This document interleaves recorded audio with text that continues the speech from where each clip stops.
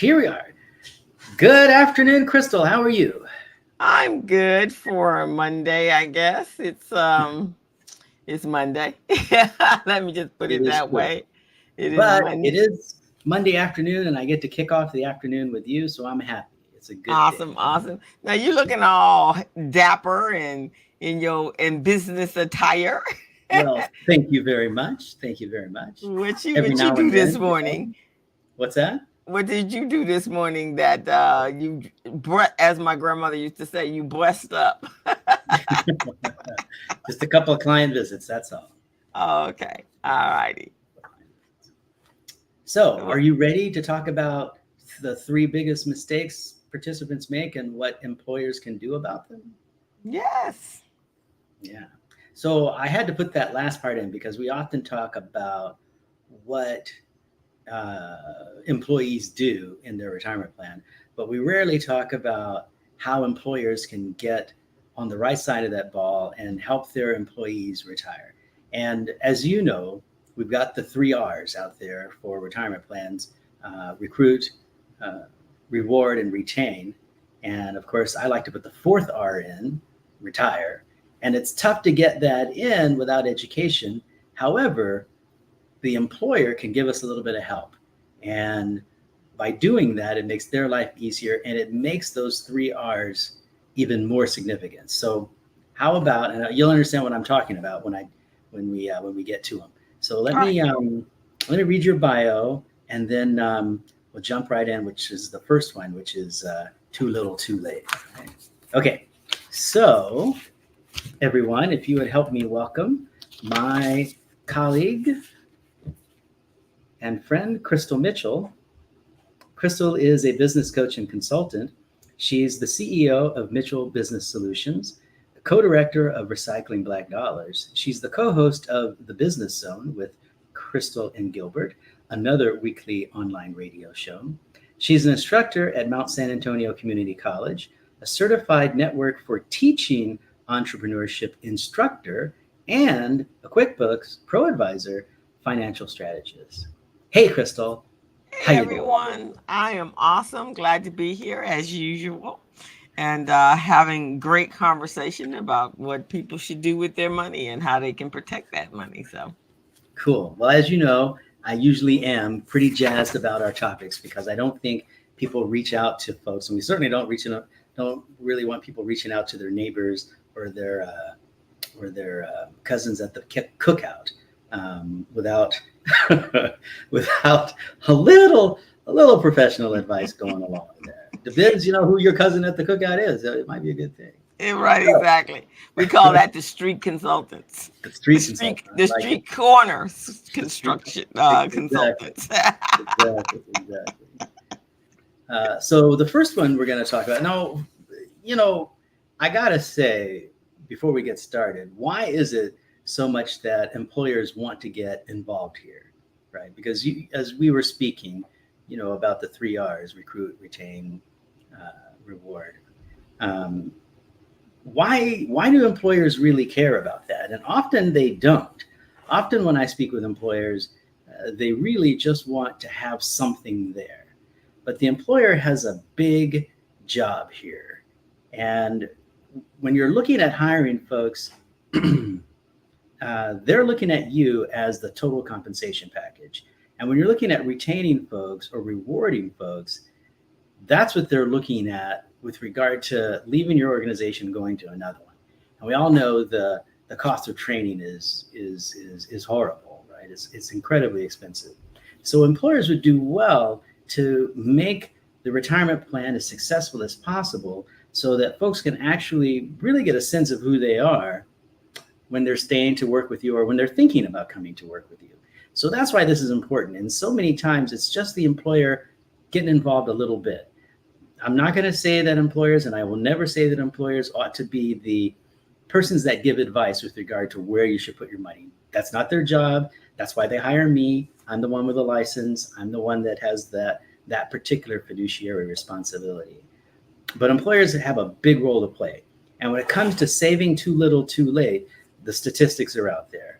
We know that when employers use what we call automatic enrollment, the rate of enrollment goes up, right? I mean, you're automatically enrolled. You can get out of it, right? You have usually a month or so to get out with no fear, no loss, no muss, no fuss. You can just say, I don't want to do this. Right. And that drives up the participation dramatically.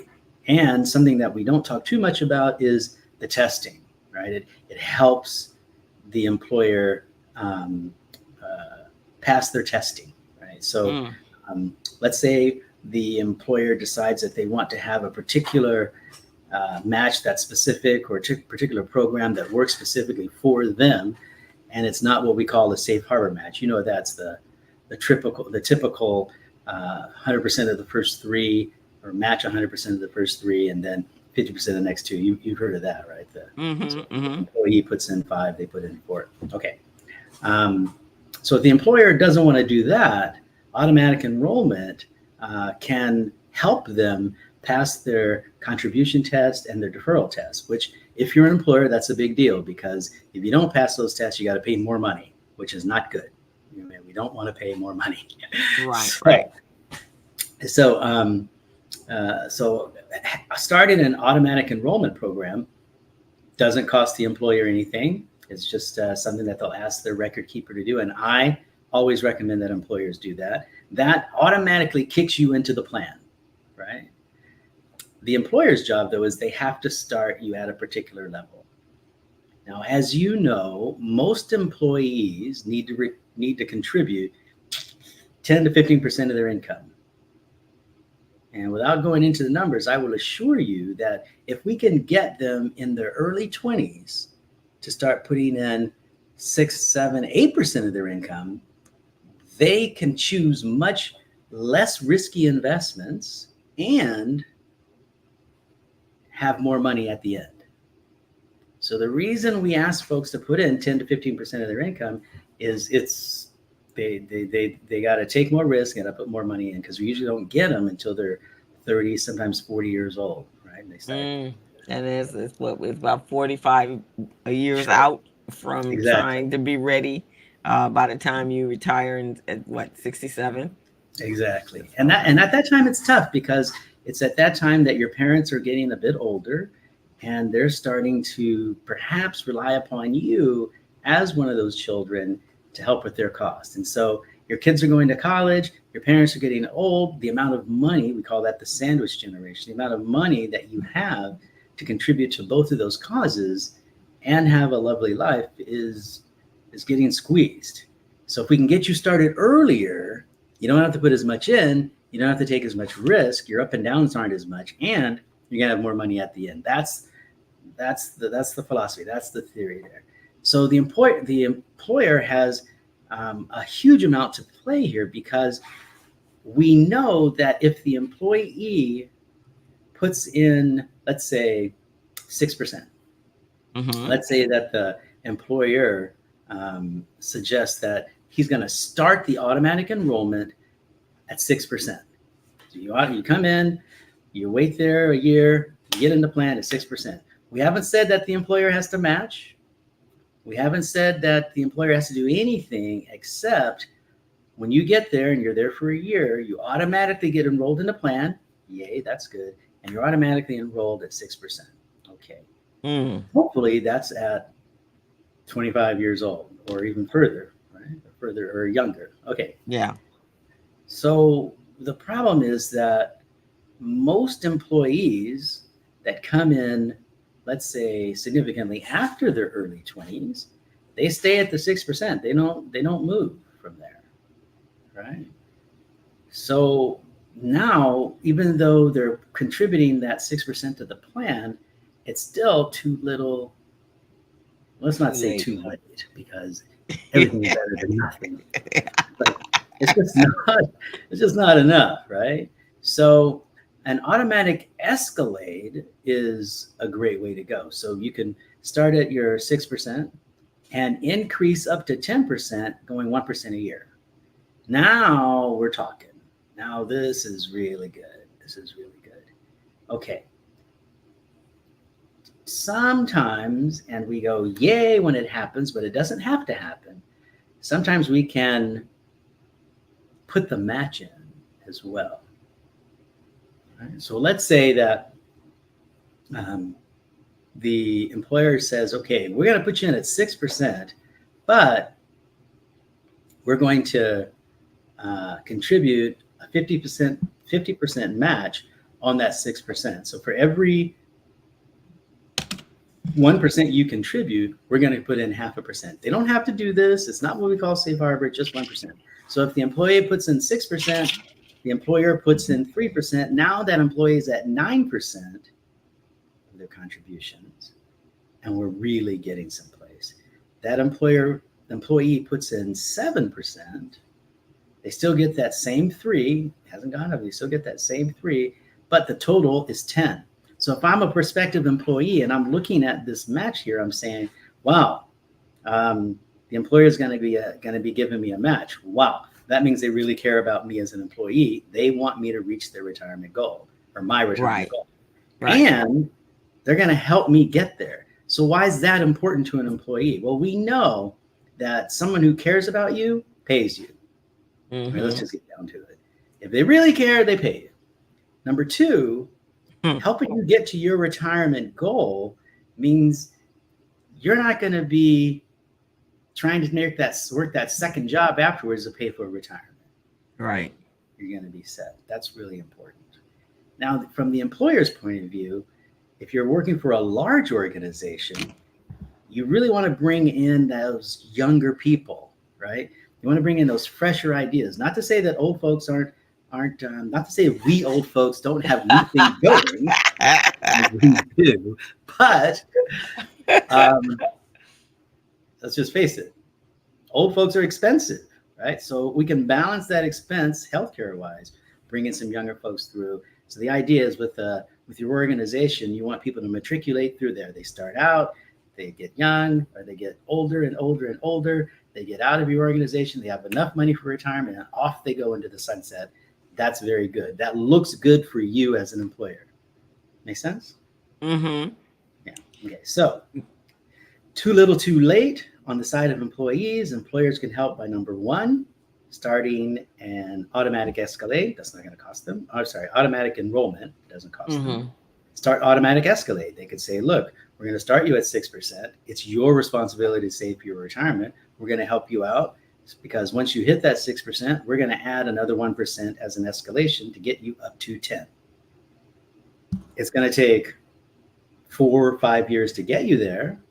But if you do that and you're putting 10% of your income in, you have a much better chance of reaching your retirement goal. And then number 3 is if the employer can do it, let's put in a little bit of a match there. Let's say 50% on the first 6%, or let's say 25% on the first 8%, right? Whatever that employer feels comfortable doing. And not everybody's going to be able to do the same thing. And that's why we've got some leeway there. But that kind of stuff actually, and let's not just put it on the first 3 or 4%, right? Let's spread that puppy out a little bit. That's going to encourage people to put more in the plan. It's going to encourage people to reach their retirement goal. It's going to encourage people to stay in your organization and then get out, which is kind of a good thing. When they get mature, they can get out of the organization. Being careful with your words today, I see. Not trying to irritate some people. Yeah. So, Okay, so that's the first one. Too little, too late. Okay. Comments? No, I think my only thing is, with young people, and I guess our utopia would be wonderful that young people would look at, oh my gosh, 40 years from now, I'm going to retire, and I really need to think about that. But there's so much fluctuation for them. They don't usually stay put for long terms at their early employers. They probably don't start staying put until mid-30s when they get married. That's pretty much when they say, okay, I better stay here for a couple of years because I got family and so forth. But young folks, they just kind of move around jumping from salary to salary. And I don't know for sure, but I would imagine they're long enough to start to even be vested, are they? Or is They that a could thing? be. It's what's that now? Is Is that a that a thing? thing? Is It that is a a thing? it's a thing. It's a thing. They could be, and we would hope that they would be, honestly, if we're an Okay. employer, right? Some folks can be vested immediately upon hire, and you can do this automatic enrollment that way immediately once they get hired, or wait a year to make sure that they're, actually going to stay there. But you're making a good point. Young people do tend to come and go. However, I will say this: I was working for a large organization a little while ago, Okay. and I asked someone, a colleague of mine. I asked him, "So, do you think you're going to stay here a long time?" We were both in our uh, low to mid 20s, Okay. first or second job out of school.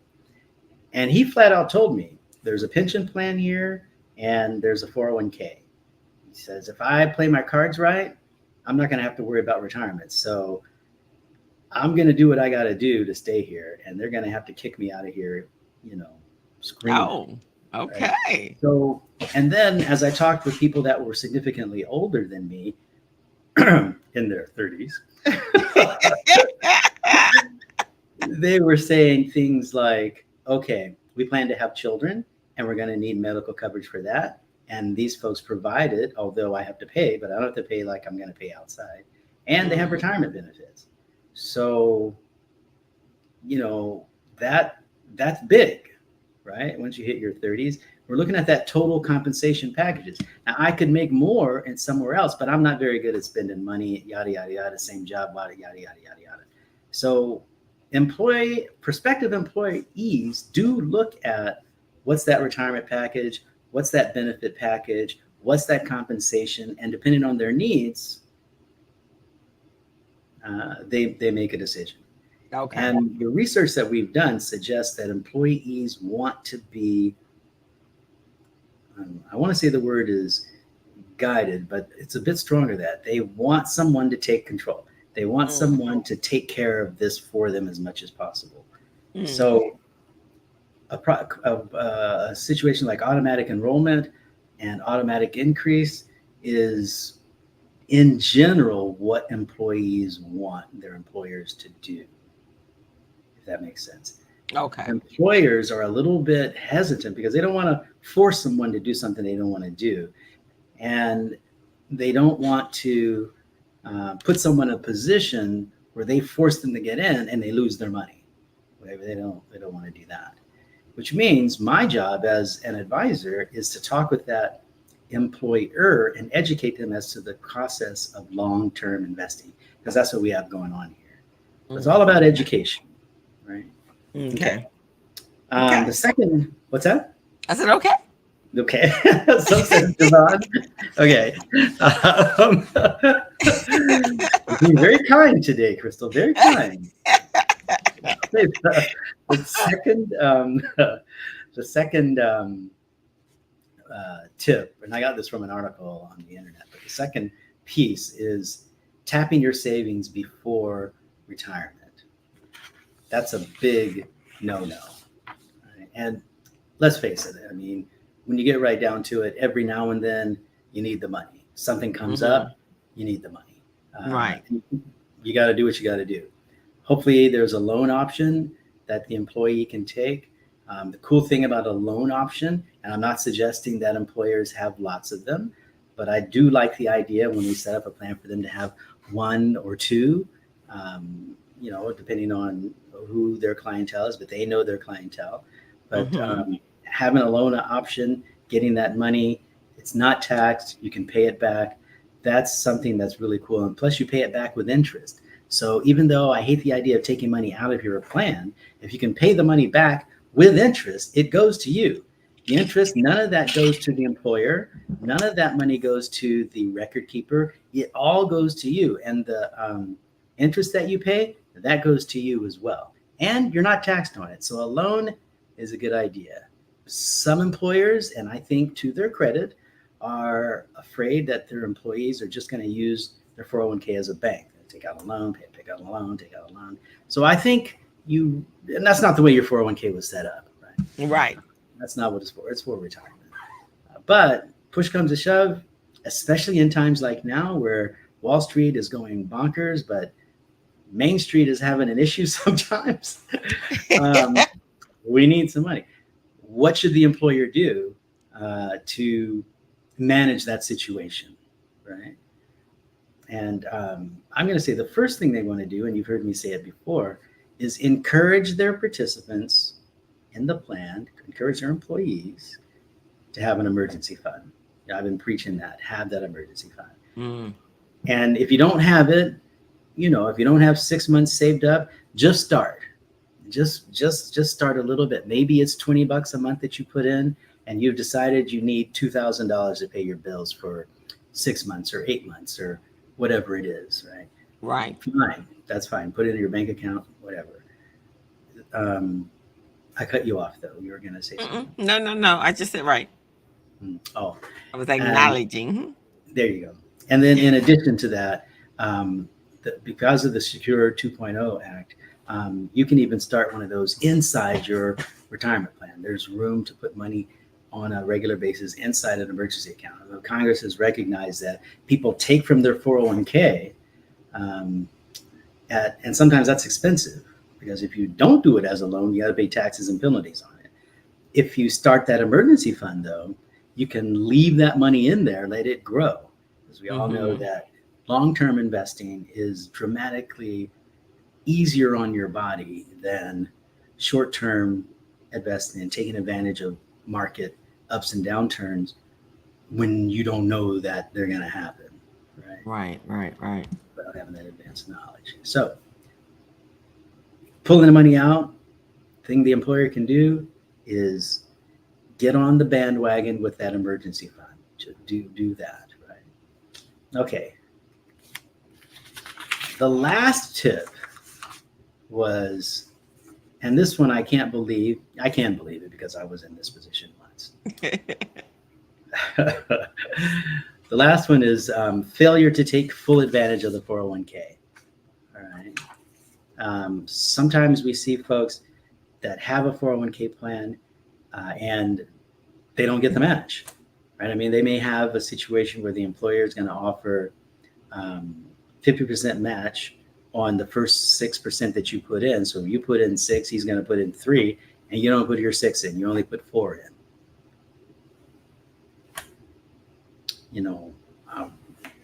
This is the way I explain it when I'm talking to participants. If an employer is going to match part of your salary, that is not free money. Many of my colleagues will say it's free money, it's a gift, why don't you take it? I'm going to say if the employer didn't need you to have that, didn't need to offer that, they wouldn't give it to you. It is not a match. It's the employer saying, I'm giving you this money for your return of services. Oh. So if you don't take full advantage of the match, at least if you don't do that, you're in effect saying to your employer, I don't really need that money. You just keep it. And employers are happy to do that. Happy to do that. No worries. No worries. Exactly. Happy to do that. So I usually finish up by saying, get what's coming to you. Get your full pay, right? Don't leave that on the table. It is not your employer's job to get you ready for retirement. It's a benefit that they provide because you're working for them. So don't give them the money back. Take full advantage of those assets. Take full advantage of that money that's coming to you and invest it in a long-term strategy, right? That's the deal there. I have friends around who say, the employer is going to match, 50 cents on the dollar up to 10%, but I'm not going to do it because I don't want them to have my money. And I look at them and I say, get the match. Just get the match. Walk into this, right? Get the match. Don't leave that money on the table. Yeah. Good advice. Yeah. Good So that's advice. my 3. Saving too little, too late, tapping your savings before you retire, and not taking care of the match. And that's what we see employees doing a lot. And I get it. Mm. We have a topsy-turvy economy, so I understand that. But if we take a look at it, and if you're a parent, I would say if you're guiding your kids into that first job and you get a chance to take a look at that whole compensation package, you might be well to say to them, hey, this particular company over here has a retirement plan where the employer matches. That way, when you get to be in your 80s and 90s and are thinking, I can't work anymore, I might need a little bit of help, I might need to move in with Junior. If Junior doesn't have to pay for his own retirement, plus his kids, plus you, if he can knock 2 of those off or 1 of those off, you might not have to be in that state home. Maybe you can be in that nicer home a little bit there, that little bit nicer home for a little while, right? So that's me because I don't have kids. I can say stuff like that. That second one, though, the second mistake, where they Tapping take your savings. loans, is that something that is well publicized during when you're through their employers? Is it just, I mean, if it gets to an emergency, you go to your retirement plan. It's like, look, I got this crisis. What can I do, kind of thing? Because generally, I don't hear people even venturing in that direction. Right? They're panicked, and I get it with my business clients all the time. And a lot of them, this is their second act. I don't know, because I have quite a few people like, okay, I'm ready to take my business to that next level, but I'm having challenges finding capital through traditional means for a small business. I don't even know that's an they know that that's an option, because if, let's say they're going to get this big huge contract, but they got to do X, Y, and Z before they get to that contract, right? That contract could be multiple years, and it could be 6 figures, which will literally change their lives. But I don't, that when I'm having a conversation with them about money or about capital or raising capital, their previous retirement plan is never anything that they even think about. Okay, this is a tough one. I Okay. can tell you're a businesswoman because you're thinking capital. All right, yeah. I'll give you an example. An advisor came to me when I was a wholesaler and said, hey, I've got this guy here. He wants to start a retirement plan because he wants to borrow money from the plan. And I said, easy, let's set that up. So the gentleman had a retirement plan. I think it had $300,000 in it. He started it. He had a company. It was a winery, so that helped, right? Okay. It was a winery. I love wine. And he started a retirement plan. He had a winery. He and his wife had a winery. She had a full-time job. He was the sole winery worker person, but they both owned it. Right? So he started the retirement plan. He rolled the assets from his old company into his new company's retirement plan. Okay. That was $300,000.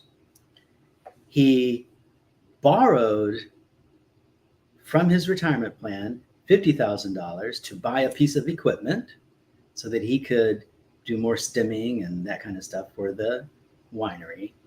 And then he paid the retirement plan off in 5 years. He had 5 years to pay it off. So to answer your question, yeah, we can do that. Okay. Yeah. Because every now and then, right now I'm doing